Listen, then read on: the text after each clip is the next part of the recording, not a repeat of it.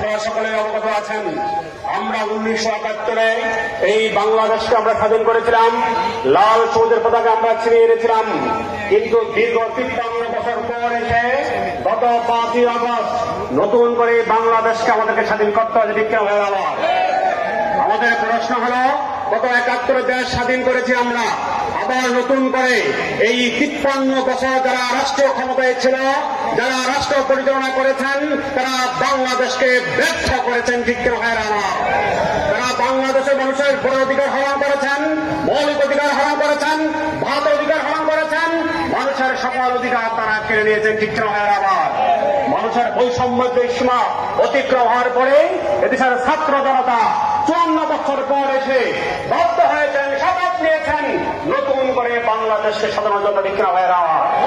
এই নতুন স্বাধীনতার পর থেকে আমরা লক্ষ্য করেছি, এই দেশকে আমরা স্বাধীন করেছি কোন বৈষম্য দেখার জন্য নয়। বিক্রম হয়ে গেল।